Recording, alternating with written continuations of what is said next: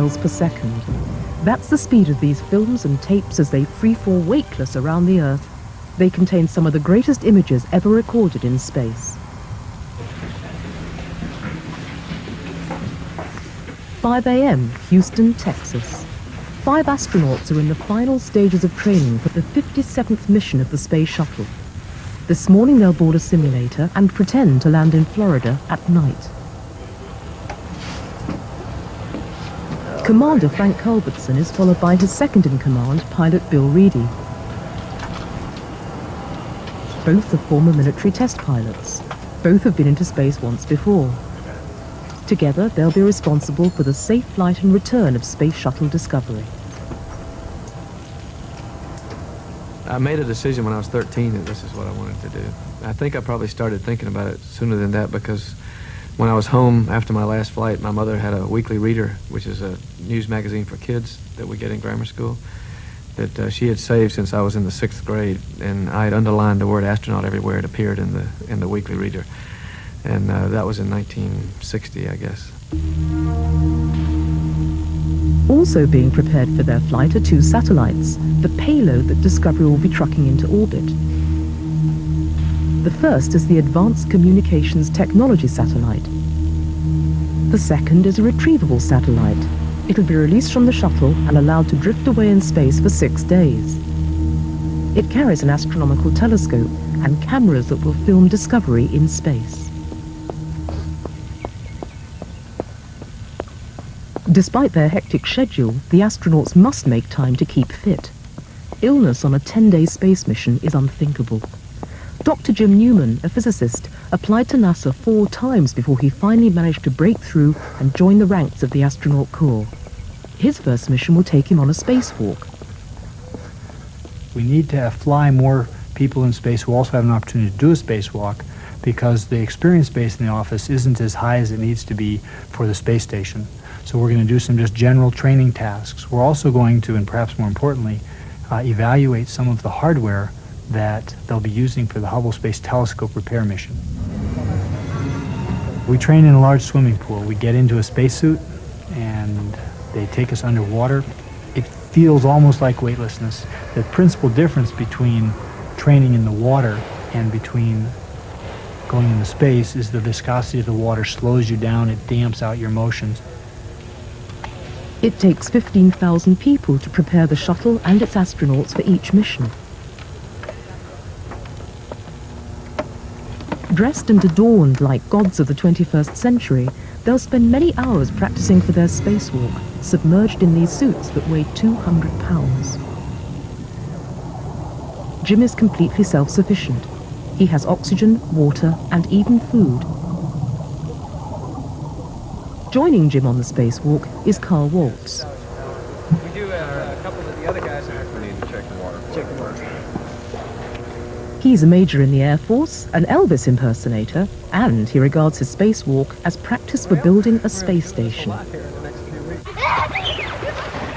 I see the space station as a stepping stone, just as Gemini was a stepping stone to the Apollo moon landings. We had to do Gemini missions to really work out the choreography for doing an Apollo mission and for getting people farther into space. And I think that if we plan to do any further exploration of our solar system and beyond, I think that the space station is one of those necessary steps.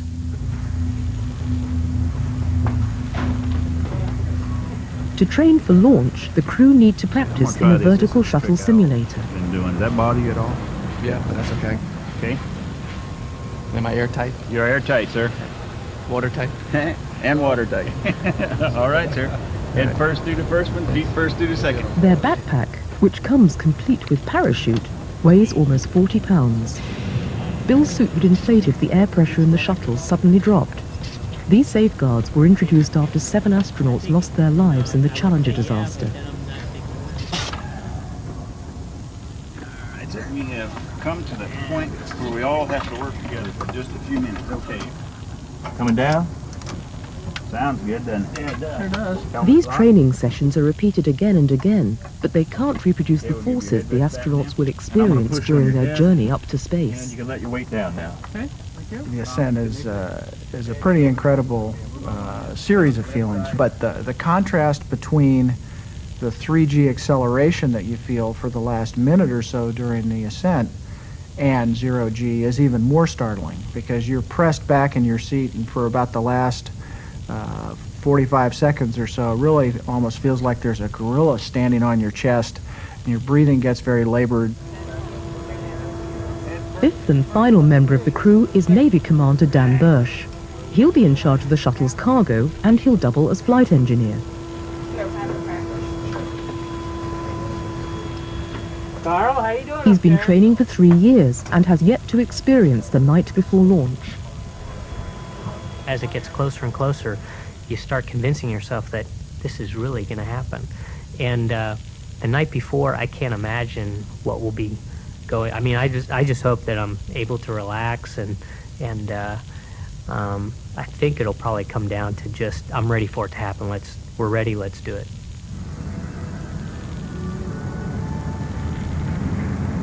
You know, every day I drive to work past a Saturn V rocket that's laying on its side, and it's not a mock-up. It's the real thing. It's a real Saturn V with an Apollo capsule. It was bought and paid for and ready to go to the moon. It boggles the mind to think of what kind of capability we could have if we had kept on making small incremental refinements to the Saturn V. You look good on TV. Instead of improving rockets like the Saturn V, which could be used only once, NASA went for a completely new concept, a reusable spaceship, and the shuttle was born. It has 3 parts: a delta-wing spaceplane called the orbiter. The external tank contains the liquid fuel for the orbiter's engines. Extra power comes from a pair of giant firecrackers, the solid rocket boosters. It looks like it was designed by a committee, but it's the most complex machine ever built. Kennedy Space Center, Florida. The shuttle inherited this colossal building from Saturn V. It's over 500 feet high and covers 8 acres.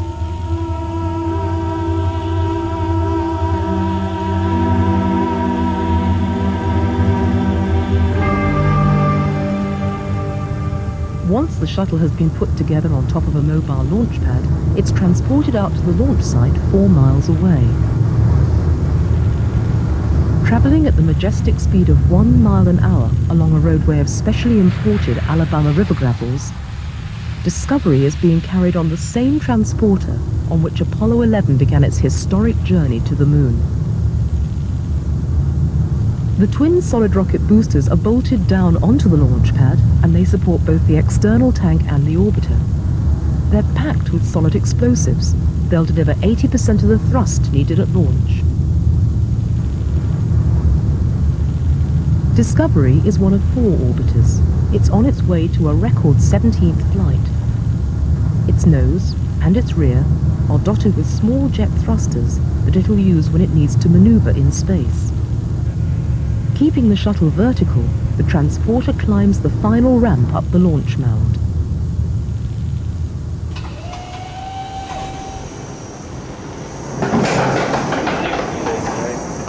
The astronauts have come to Florida to inspect Discovery. They can rehearse their final walk along the gantry that leads to the White Room guarding the entrance hatch. Alan McBride, Florida's Radio Network. About every The crew gives the last of numerous press briefings, but salvation isn't far away. They'll spend their last week in quarantine. With the 2 satellites safely installed in the shuttle, the payload technicians pose for one last group photo. It's time to close the payload bay doors.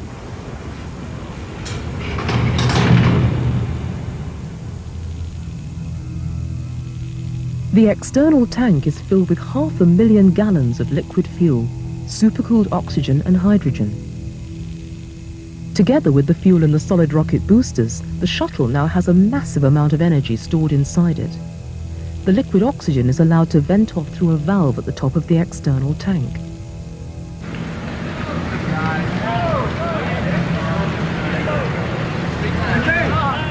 With their unfailing etiquette of commander first, then pilot, and then mission specialists, the astronauts board a bus for their ride to the launch site.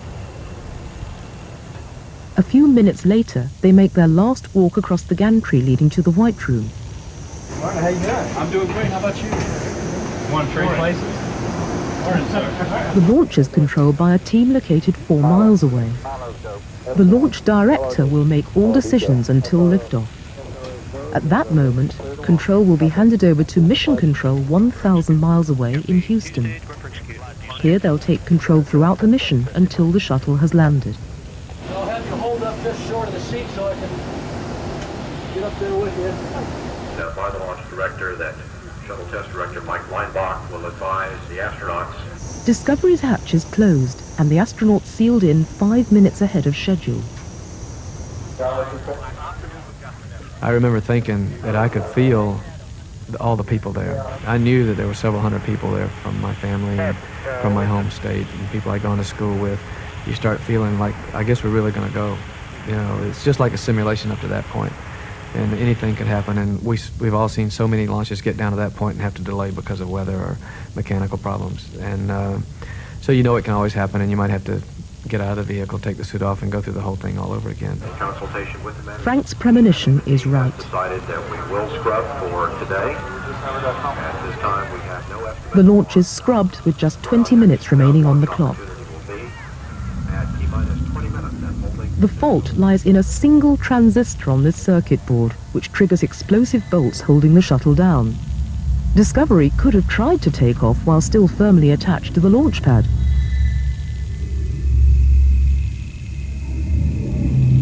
Incredibly, the next launch is also aborted, with just 19 seconds to go.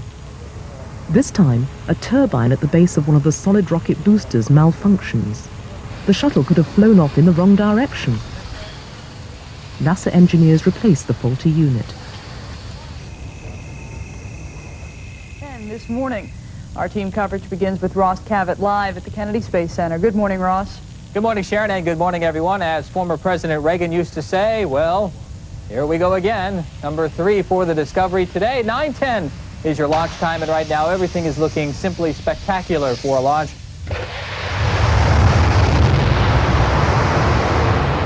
We have a cutoff. Ross Cavett was wrong. The launch is aborted with just 3 seconds to go.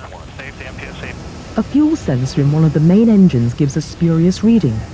But because the engines have been ignited, they can't be reused until they've been cleaned. All 3 are replaced. It's 2 months since the first launch attempt. Another abort would be unthinkable for NASA. Houston, read you loud and clear, and if you can finger for simul voice checks for the whole crew. During a mission, only other astronauts will talk directly with the crew. MS1 loud and clear.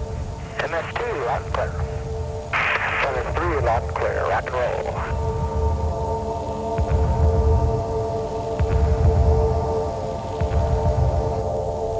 Pilot Bill Reedy switches on Discovery's own power units. He checks that the main engines will be able to steer the shuttle. In charge of the shuttle's journey up to space is the Ascent Flight Director in Mission Control. Any problems and the buck stops here. Give me about another 30 seconds. We're getting our last bit of data in right now. The liquid oxygen venting cap is removed from the top of the external tank. Discovery, go. Payloads are go. Discovery, roger. Thanks a lot. And the caution warning vapor is clear. No unexpected fall. We've had the handoff, T-minus 30. Discovery's computers now controlling the countdown. Launch ignition system on. T-minus 10, 9, 8, 7, 6. Propane engine start. Engines are up and burning. 2, 1. It's like you've passed over into another dimension or another realm, because all of a sudden you're on a rocket and you're no longer doing anything you've ever experienced before. It moves about 6 feet at the top, and then the solid rockets ignite, and at that point the whole world changes.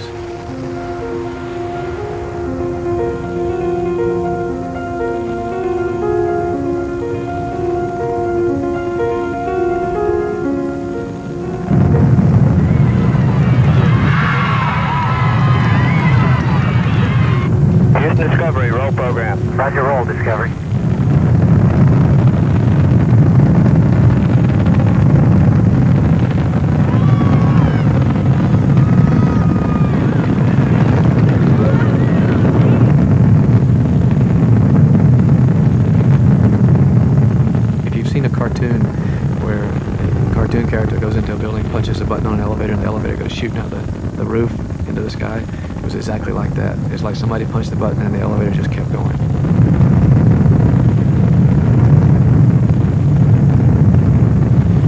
Discovery, go and throttle up. Roger, go and throttle up.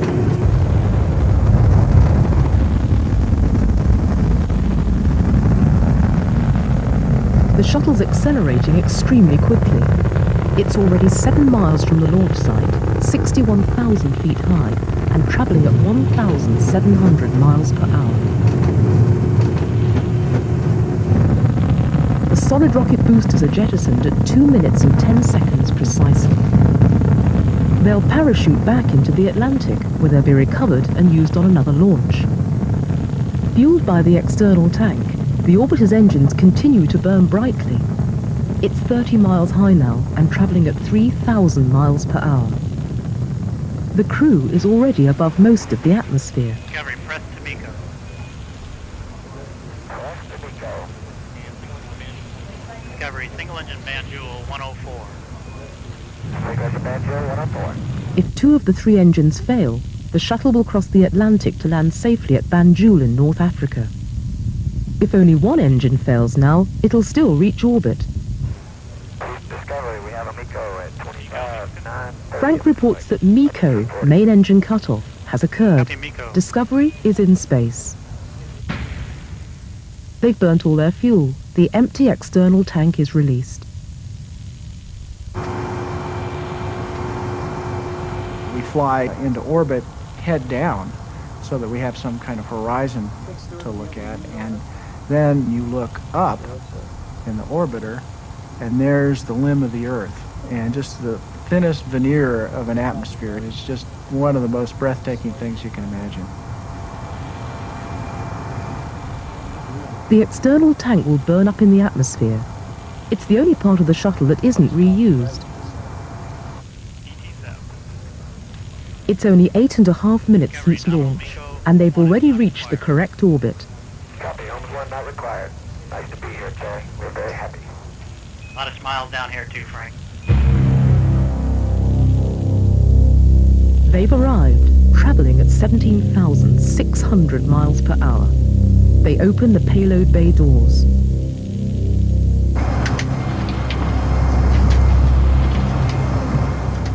You gradually realize that you're weightless and everything is floating. The fluid starts shifting into your head and you feel like your head's filling up with blood, and you just have to get used to it. And eventually the fluid will equilibrate and you'll feel very comfortable. How's lunch? A late lunch is served on the flight deck. Lunch is shrimp, just like always. The guys keep stealing it.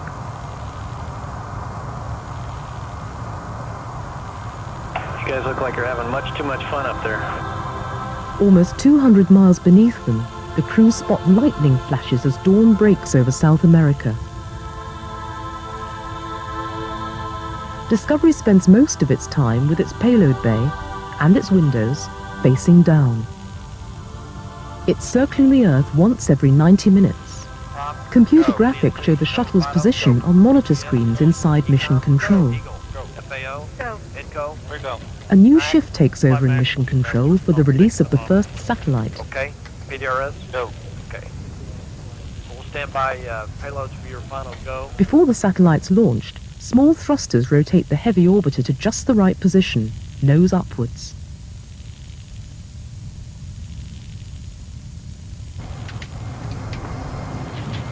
The Advanced Communications Technology Satellite, ACTS for short, is tipped upwards in the payload bay. Flight payloads will go for deployment. Capcom will go for deployment. The orbiter and the satellite part company at 1 mile per hour as 6 spring-loaded bolts push ACTS out into space. But the release mechanism malfunctions, and huge amounts of debris, wires and strips of metal, are torn off. The pieces spin out of the payload bay in the wake of the satellite.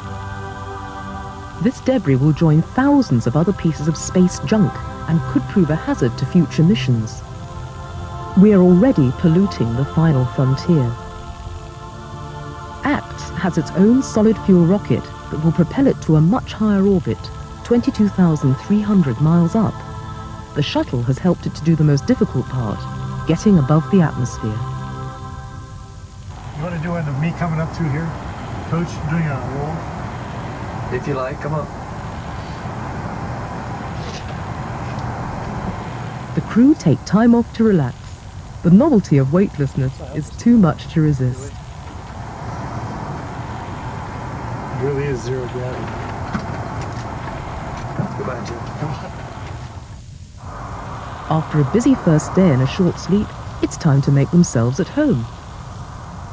Although they've escaped from Earth to the immensity of space, the 5 of them are cooped up in 2 cabins no more spacious than a caravan.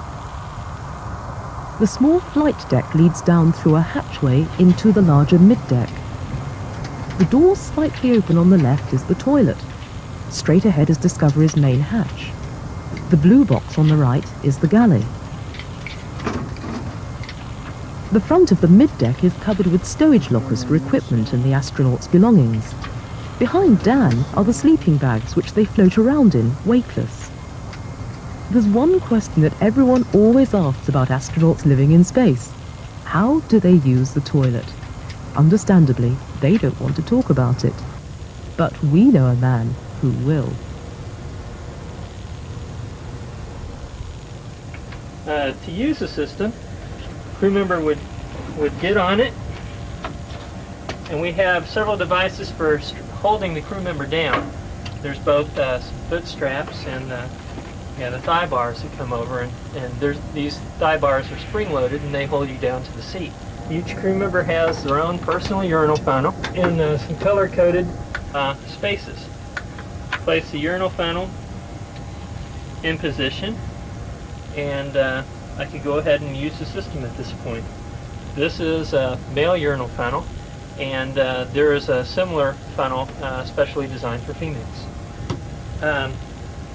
To use the commode, I take my commode control handle, bring it up and forward, and allows me to now have airflow at the commode seat.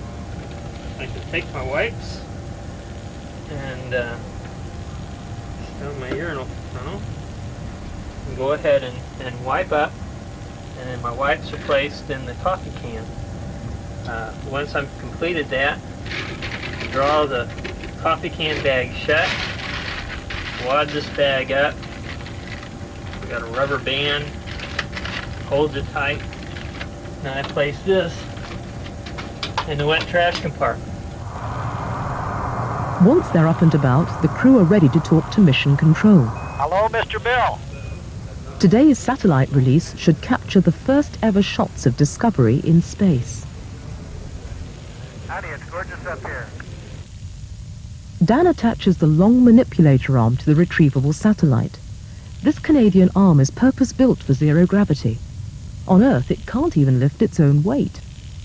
But in orbit, it will have no trouble lifting the satellite out of the payload bay. After it's been released, the retrievable satellite, called SPARS, will use a German telescope to study the birth of stars. Also on board are the cameras for looking back and filming Discovery. Dan carefully maneuvers the spars up and out of the bay. Brakes are on. Okay. Don't maneuver though.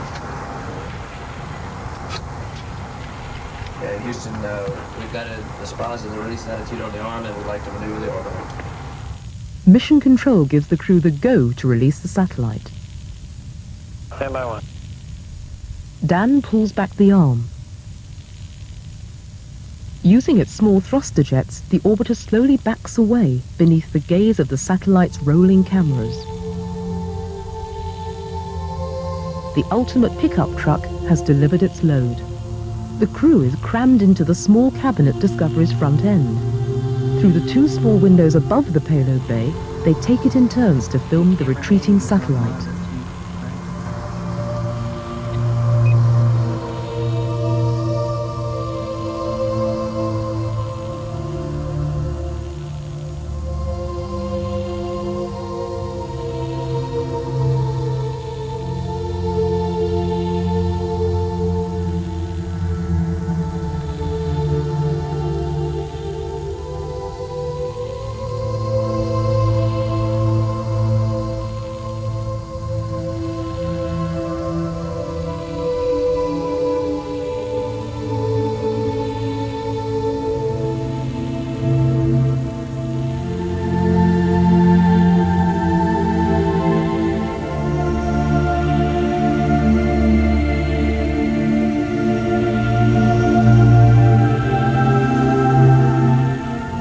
Discovery and the SPARS satellite are both orbiting at almost 18,000 miles per hour. Yet they're parting company at less than 1 foot per second. The satellite, the orbiter, and the crew are traveling so fast that they're in perpetual free fall as they orbit around the Earth. But what is an orbit? Down here on Earth, even a high-velocity bullet will hit the ground at about the same time as the ejected cartridge. Gravity wins. But imagine that you could have a super high-velocity bullet, and that you could strip away the Earth's atmosphere to eliminate drag. Then the falling bullet would follow the curve of the Earth and never hit the surface. If you weren't careful, you'd shoot yourself in the back. Sealed against the vacuum of space, the crew are inside a huge bullet, the orbiter, traveling at 10 times rifle speed. They and Discovery are falling around the Earth at exactly the same rate. So the astronauts float around inside the cabin apparently weightless, even though they haven't escaped from the Earth's gravity. You gotta be careful just to keep your eye kind of cupped because it might shoot out. Usually what the contact does is just stick to my eyelash. So I just pop them out. And you see it kind of floats. I just grab it. Let that around a little bit. And then I rinse it. Where am I looking? Now I rinse it. Put a little bit on there. You want to get all that cleaner off because if you put it back in your eyes with cleaner, it hurts. They pass over the center of a tropical storm in the Gulf of Mexico. Okay, I've changed to the commander's window now, looking straight down at the storm. We went almost directly over the center of it, and you can see how the center is becoming pretty well defined.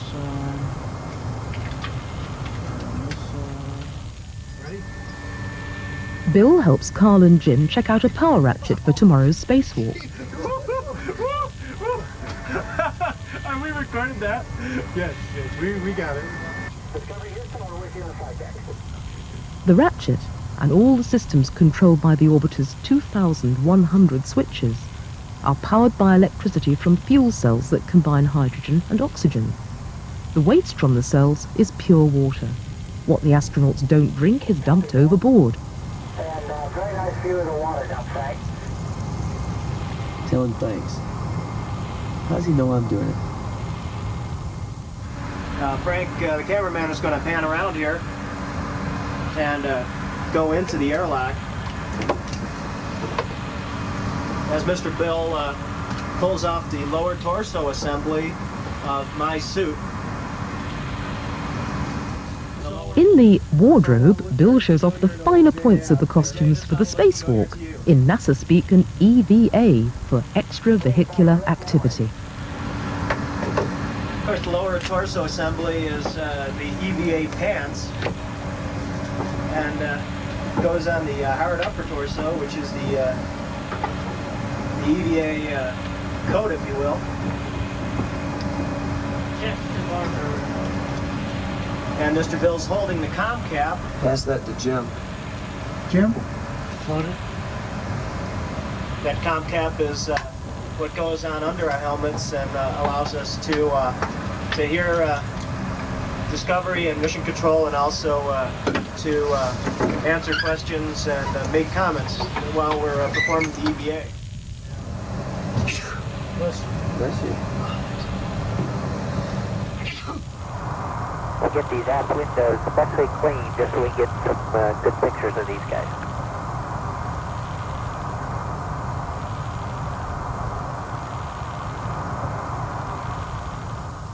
Airlock egress, gentlemen, and have a good spacewalk. Okay, the outer hatch is open. Well, it looks like a beautiful day for a spacewalk. And it certainly is. They'll be out here for a long time, attached by safety wires, in the most hostile of environments. Temperatures range from minus 160 Celsius in the shade to higher than boiling point in the sun. The backpack can pump hot or cold fluids around their suits. Rotate down a little bit.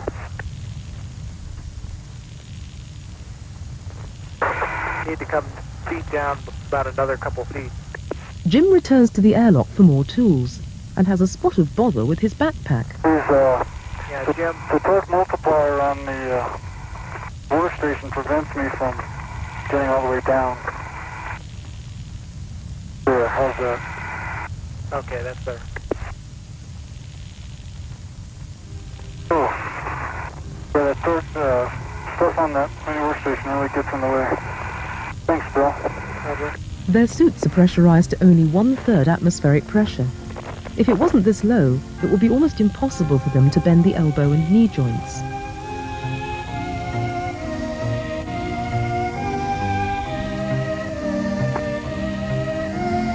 Hello, Dr. Jim.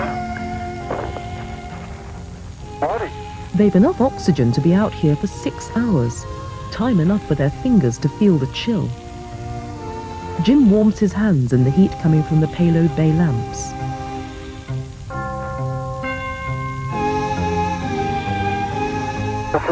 For the heating of oil, my hands are already quite warm.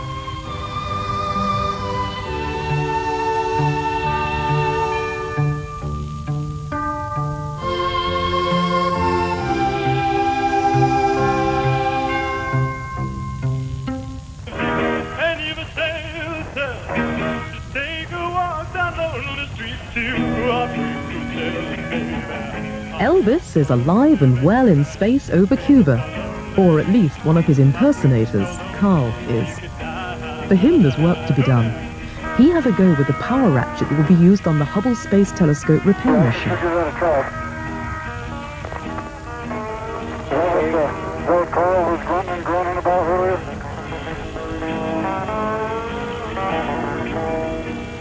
After 6 hours of exhausting work, it's time for an unequaled photo opportunity. Thanks to the EVA team and for all their hard work and planning over the many months for this DCO. Thanks, Tom. Select the mid-deck and tell them to come to the window, Bill. Tell them to come to the window. Thanks a lot. They really threw a good one in there at the end. Since it's always at work. Come up to the window. Okay. He already sketched it in it.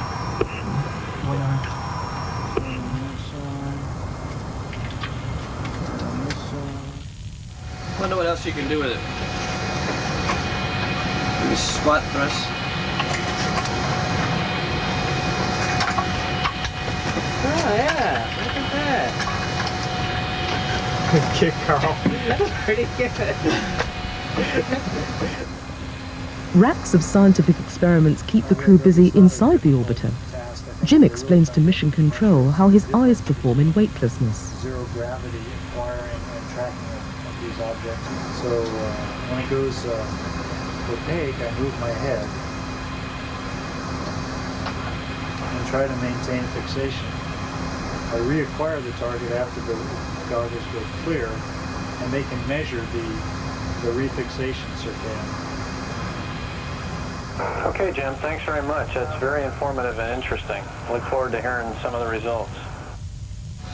It is Saturday down there now, and it's been up Saturday up here for quite a while, and for you too, I know. But Saturday, September the 18th, is my daughter Ashley's 12th birthday, and I just wanted to wish her a happy birthday and let her know that I'm thinking about her. As the crew sleeps, Discovery flies over colossal thunderstorms in Central Africa. Above the Earth's thin atmosphere, the stars shine in the black sky.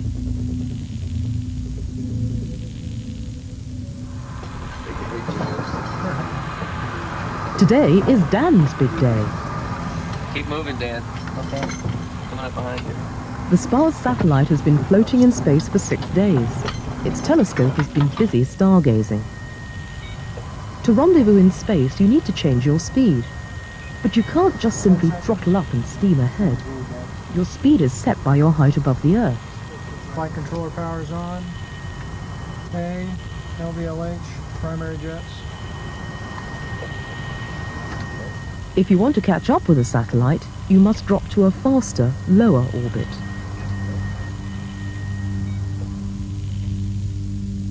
Bill and Frank will fly Discovery underneath SPARS and get it close enough so that Dan can grab the satellite with the manipulator arm. 10 seconds. 5, 4, 3, 2, 1.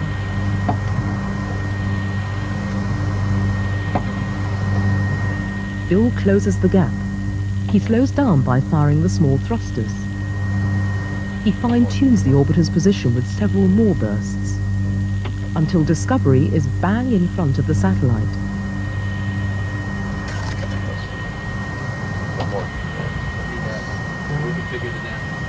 Okay, reconfigure EDA. When Spars is only 400 feet away, Frank takes over the controls and flies the orbiter by eye. He must bring Discovery within arm's length of the satellite. And Mark? 3,033. Okay, I'll just do 3 then.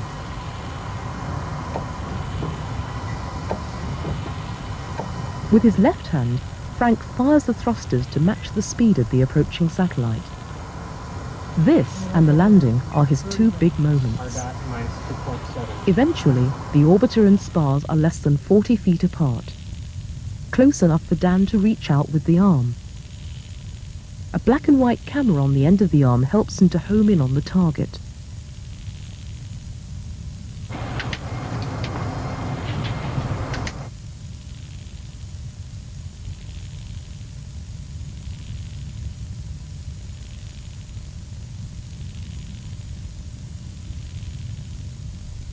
After the capture, Dan swings Spars around on the end of the arm so that its cameras can view Discovery from angles no other camera has ever reached.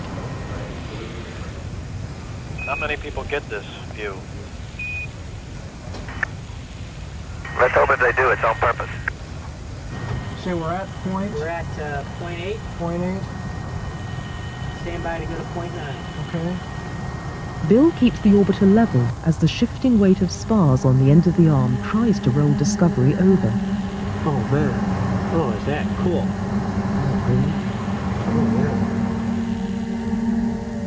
Slowly, Dan maneuvers Spars around the orbiter, making sure that its cameras are pointing in the right direction.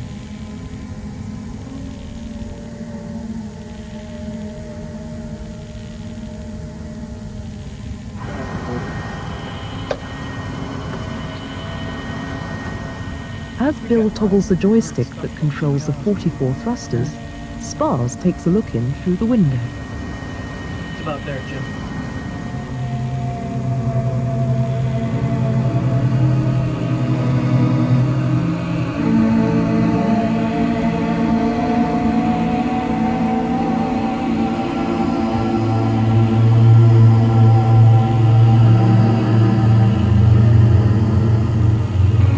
Like that one, I guess the sweep right and over the nose.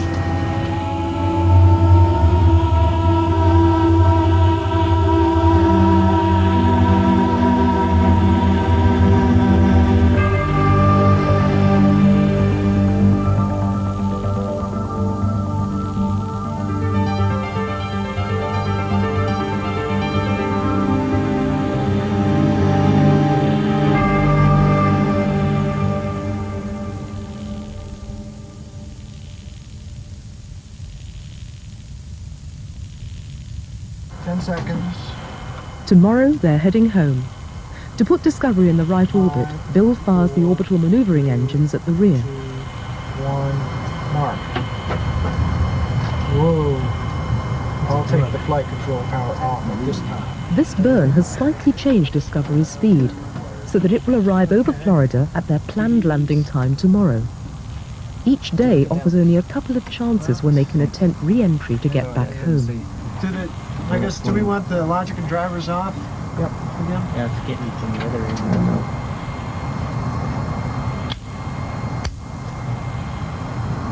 One logic and drivers off? Yeah. Except for this one. Okay, so these? Yep. This one? Yep. This one? Yep. These two? Yep. Well, normally you power it off, you power them all off, and then you power that one back on, I believe. Well, that's what we do post-sleep, but I don't know if you need to do that. I mean, pre-sleep.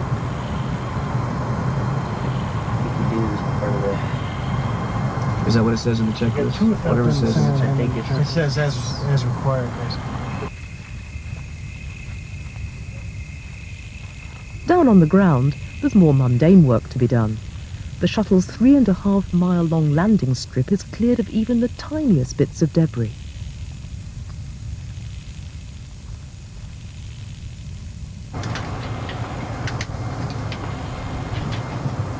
Hey, Houston, we've just moved the camera out to the commander's window on the port side, and we're just about to cross over Baja, California.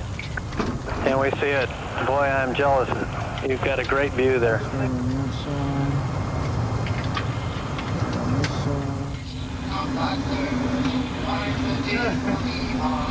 It's the bagman! But they're not quite home and dry yet. There's sudden rain in Florida, and the landing is waved off for 24 hours. It's a go to come home. In one sense, this shuttle has been on a mission to nowhere. Its amazing flying ability is hardly being used, and won't be, until NASA decides where it is going in space and why. Space, I think, provides inspiration for improving the quality of life in a lot of other areas, and I would like to see people keep that in mind when they think about what we should do next. I'd like to see us move on to outposts on the moon, explore Mars. I think that's where we really need to head as the human way, and it's the right thing to do, because that really is the best way to expand our knowledge outward. Frank, weather at KSC is 12,000 scattered, 30,000 scattered, and 7. Winds variable at 3. Hoot says it's a pretty night down there. You have a go for the deorbit burn. Roger that, Chili. Thanks a lot. We'll be coming home real soon then. To re-enter the atmosphere, Discovery fires its rear engines just west of Australia. The way we come out of orbit is to slow down even more, so that we're not only going to a lower orbit, but that orbit is low enough, if this is where we are now, it becomes low enough so that we actually touch the top of the atmosphere and start slowing down even further. And as soon as we pick up that drag, we're not going to come back up. When it hits the thin air, the shuttle will slow dramatically.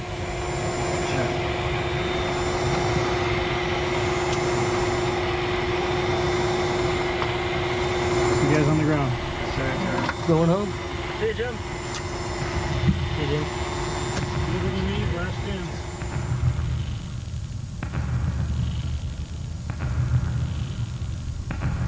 As it drops lower, Discovery crosses the Pacific with its nose pitched up at 40 degrees so that its base hits the atmosphere first. In less than half an hour, the speeding spaceplane will become a glider. As it crashes into the top of the atmosphere, friction with the air will heat Discovery's underside to 2,000 degrees Celsius. 20,000 of these ceramic tiles on the orbiter's belly protect it from incineration. They're made from sand and provide near-perfect insulation. Discovery begins making large S-shaped turns. The first turn loses 3,500 miles an hour off the speed. Friction starts to make itself felt. The crew are inside a raging fireball. Flames flicker past the window. The tiles on the orbiter are red hot.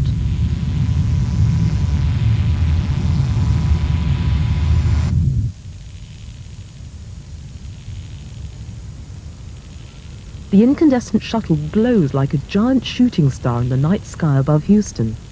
The astronauts are able to look down on their hometown. Discovery is still 50 miles above the Earth. The glow turns white as the shuttle drops into the denser air. It's hurtling through the atmosphere at 12,500 miles per hour. Only 12 minutes to landing in Florida. As their vehicle slows, the astronauts begin to feel the effects of gravity. Being heavy again. It's really, of course, it was a gradual process as we came back down. I noticed that things didn't float anymore. If I threw them up, they fell down. I knew to anticipate feeling very heavy, although I didn't anticipate feeling that I weighed about 400 pounds. As I went from the vertical towards lying down, about as I went partway through, all of a sudden it felt as if something had reached up and grabbed me and was just literally pulling me down. Arriving over Florida, the heat radiation from Discovery is picked up by infrared cameras. upon energy approaching the HAC. Surface winds are variable at 3. No change to weather. You'll be go for nominal drag chute deploy today. Discovery, roger. Discovery has slowed from 25 times the speed of sound to only 1,000 miles an hour. The white-hot nose and the leading edges of the wings glow brightest on the infrared images. The Kennedy Space Center is shaken by a double sonic boom. Discovery makes its final turn. It's truly a glider now, using only aerodynamic surfaces to fly. It was only 1903 when somebody flew for 103 feet. You know, we're still at the flying 103 feet point in our progression into the cosmos. And we'll get there. We will. And it's going to be sooner than any of us think. I'll guarantee you that. And it's going to happen whether you know, we want it to or not. I think it's just part of the human evolution. Station Discovery, we have the field. It glides the last 8,000 feet in just 1 minute. It approaches the runway at 300 miles per hour.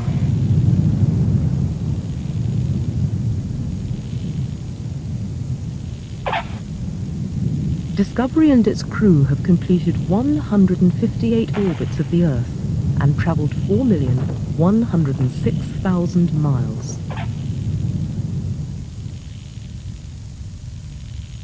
Looking forward to telling you about this. Unbelievable. Thank you very much.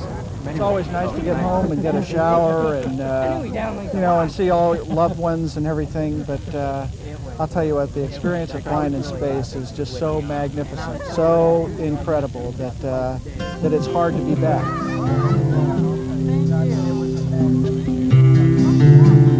Oh, the hat's it. Yeah, it could be a bad hair day.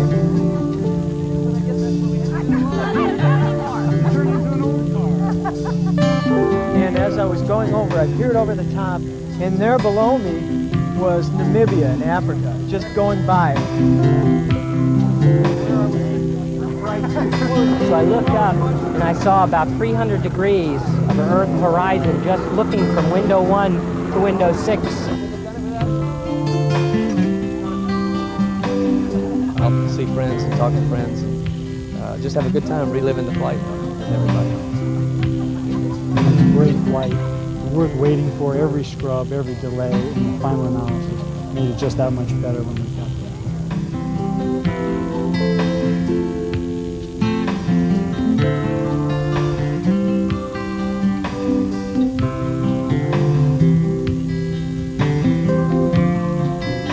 Hi, Mary Lee. Hi, Mom. Hi, Dad. Where's Stuart's tape? Hi, Stuart. How's it going, buddy?